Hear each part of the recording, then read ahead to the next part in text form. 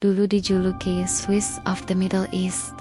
Hari ini, Lebanon tampak seperti negeri yang ditinggalkan harapan. Beirut porak-poranda, kurs lira jatuh bebas, demo tak pernah berhenti, dan malam-malam mereka gelap tanpa listrik. Apa yang sebenarnya terjadi pada negara kecil ini?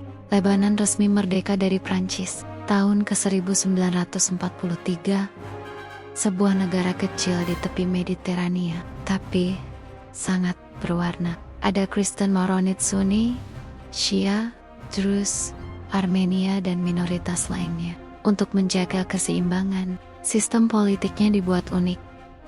Presiden harus dari Kristen Maronit, Perdana Menteri dari Sunni, dan Ketua Parlemen dari Syiah. Inilah yang disebut konsosiasionalisme, politik bagi-bagi kekuasaan berdasarkan agama. Tapi sistem ini bukan tanpa risiko. Pada tahun 1950 hingga 1960-an, Lebanon menjadi mutiara Arab. Beirut dijuluki Paris dari timur, tengah, dengan kampus internasional, bank-bank swasta kelas dunia, dan kehidupan malam yang bebas. Tapi kemakmuran itu seperti kaca tipis, di baliknya mulai muncul retakan, khususnya saat gelombang pengungsi Palestina masuk, menambah ketegangan di antara kelompok agama. Keseimbangan yang rapuh mulai terguncang.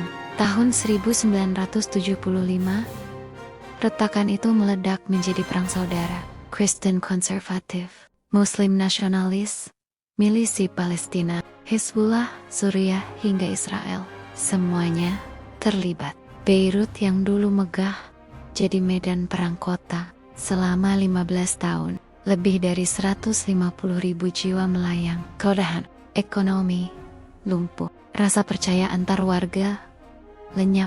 Tahun 1990, lewat perjanjian Taif, perang secara resmi berhenti. Tapi luka sektarian tak pernah sembuh sepenuhnya.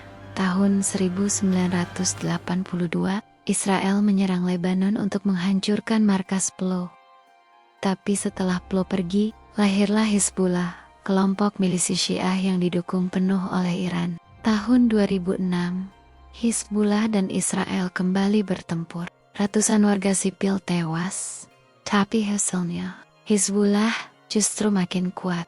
Mereka kini punya kursi di parlemen, pasukan sendiri, dan yang paling mengkhawatirkan, lebih dipercaya oleh rakyat Lebanon daripada pemerintah resminya. Tahun 2010, Lebanon runtuh, bukan karena senjata, tapi karena kebodohan para elit. Korupsi menyebar, utang negara menggila, bank sentral memainkan suku bunga, dan sistem keuangan jadi jebakan. Tahun 2019, kurs lira Lebanon anjlok drastis. Tabungan rakyat lenyap, harga roti naik 400%, listrik padam berminggu-minggu, anak-anak berhenti sekolah. Sementara para politisi saling tuding dan menolak tanggung jawab. Inilah negara yang bangkrut. Dared, tanggal 4 Agustus tahun 2020, langit Beirut berubah menjadi jamur api. 2.750 ton amonium nitrat meledak di pelabuhan, salah satu ledakan non-nuklir terbesar sepanjang sejarah manusia. Lebih dari 200 orang tewas, 6.000 terluka, dan 300.000 kehilangan tempat tinggal. Dunia terkejut, rakyat menjerit, tapi politisi justru saling menyalahkan. Hingga hari ini, tak satu pun pejabat tinggi di penjara. Tak ada keadilan. Rakyat Lebanon hanya punya satu kata: putus asa. Mata uang jatuh lebih dari 90%. Rakyat antre untuk susu, solar, bahkan air bersih. Dokter, guru, teknisi, semua kabur ke luar negeri. Dan di tengah kehancuran ini, Hizbullah tumbuh makin besar, membawa Lebanon masuk lebih dalam ke orbit Iran, ke dalam konflik Timur Tengah yang tak ada akhirnya. Lebanon bukan hancur karena perang, tapi karena kerakusan, kebutaan elit, dan sistem sektarian yang membunuh masa depan. Negara yang dulu indah, hari ini hidup dari reruntuhan sejarahnya sendiri. Mungkin bukan bom, tapi kebodohanlah yang benar-benar menghancurkan negeri ini. Like, Kalau lo pengen tahu kisah negara lain yang pernah berjaya, tapi kini terlupakan, komen negara mana yang bisa jadi Lebanon berikutnya.